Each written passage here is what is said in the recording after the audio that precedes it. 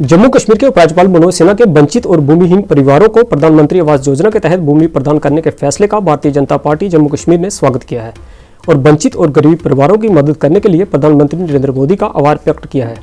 Jammu party मुख्यालय में आयोजित एक पत्रकार वार्ता में भाजपा के प्रदेश अध्यक्ष रविंद्र रैना ने कहा कि जम्मू कश्मीर प्रशासन का फैसला सराहना योग्य है। उन्होंने कहा कि प्रधानमंत्री नरेंद्र मोदी का सबका साथ, सबका विकास और सबका विश्वास का नारा जम्मू कश्मीर में पूरी तरह से लागू हुआ है और जम्मू कश्मीर सरकार द्वारा वंचित और भूमिहीन परिवारों को प्रधानमंत्री आवास योजना के तहत भूमि प्रदान करने का फैसला उसका जीता जागता प्रमाण है। उन्होंने कहा कि केंद्र की भाजपा सरकार द्वारा जम्मू कश्मीर के लोगों के लिए कई जन कल्याण योजनाओं को शुरू किया गया है, जिसका जम्मू कश्मीर के लाखों गरीब परिवारों को लाभ मिल रहा है। ऐतिहासिक निर्णय लिया है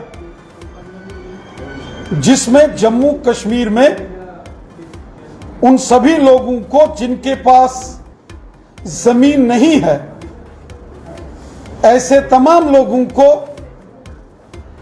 जमीन देने का जो फैसला सरकार ने लिया है, इस बड़े फैसले के लिए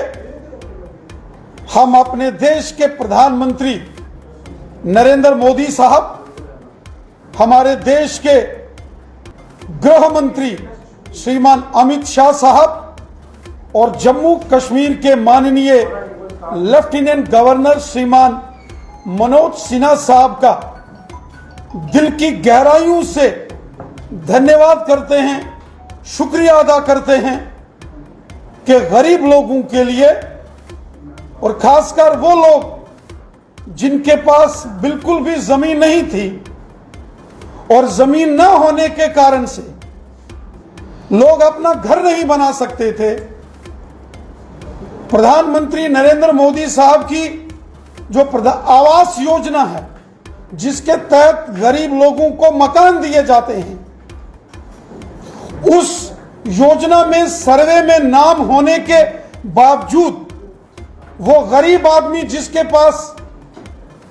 जमीन होती ही नहीं है,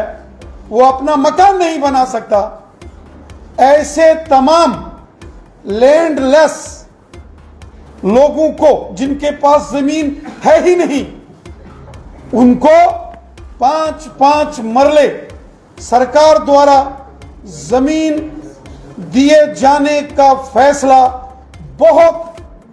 हिस्टोरिकल डिसीजन है और इस बड़े फैसले के लिए हम अपने देश के माननीय प्रधानमंत्री मोदी साहब, होम मिनिस्टर अमित शाह साहब और लेफ्टिनेंट गवर्नर श्रीमान मनोज सिन्हा साहब का दिल की अमीन तरीन गहराइयों से शुक्रिया अदा करते हैं। हमने देखा है पत्रकारों द्वारा अनुच्छेद 370 पर सुप्रीम कोर्ट में 11 जुलाई को होने वाली सुनवाई का प्रश्न का जवाब देते हुए भाजपा के प्रदेश अध्यक्ष रविंद्र रैना ने कहा कि जब जम्मू कश्मीर में अनुच्छेद 370 को लागू किया गया था तब भी इसकी चर्चा संसद में हुई थी और जब इसे जम्मू कश्मीर से निरस्त किया गया तब भी संसद में इसकी चर्चा हुई। उन्होंने कहा कि मामला सुप्रीम कोर्ट में विचाराधीन है और इस पर कोई टिप्पणी नहीं की जा सकती। उन्होंने कहा कि हमें अपनी न्याय प्रणाली पर पूरा भरोसा है। उन्होंने कहा कि जम्मू कश्मीर से अनुच्छेद 370 के हटने के बाद यहाँ रहने वाले लोगों को न्याय मिला है और कुछ राजनीतिक दलों को इससे परेशानी है। साथियों, यहां तक मामला धारा 370 की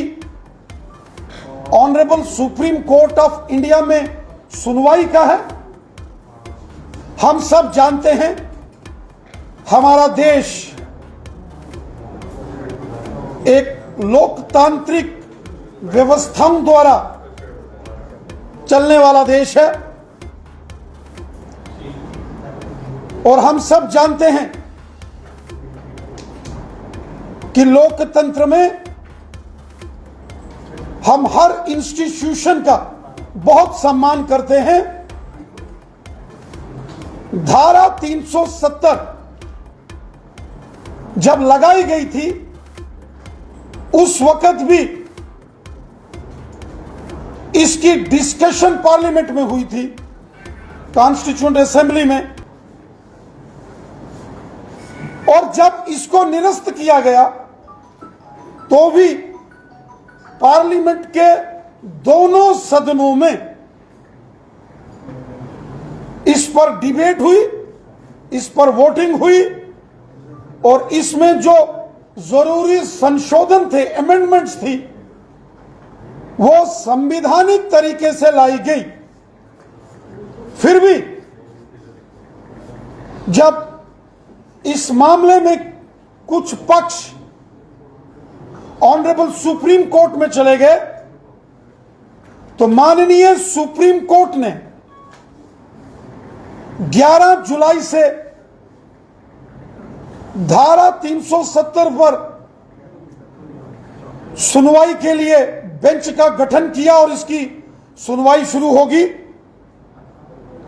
जब कोई मामला अदालत में हो, जब कोई मामला सब जुडिस हो, उस पर किसी भी प्रकार की बयानबाजी करना, उस पर किसी भी प्रकार का बयान देना, उस पर कोई स्टेटमेंट देना वो उचित नहीं है। हमें अपनी अदालत पर पूरा भरोसा है। हमारे देश की जो जुडिशरी है,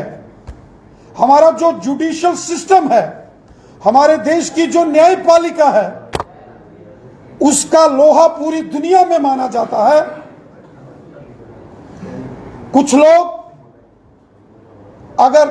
जिन्होंने सुप्रीम कोर्ट का दरवाजा खटखटाया है तो सुप्रीम कोर्ट ने उनकी अर्जी मंजूर की है और हमें पूरा विश्वास है कि माननीय सर्वोच्च न्यायालय honourable supreme court of India इस मामले की सुनवाई बिल्कुल तर्कसंगत तरीके से होगी, जैसा हमारी अदालतों में परंपरा है।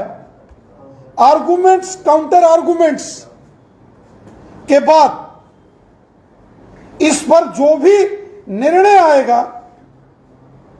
वो राष्ट्र हित में महत्वपूर्ण निर्णय होगा और मुझे पूरा विश्वास है कि जो भी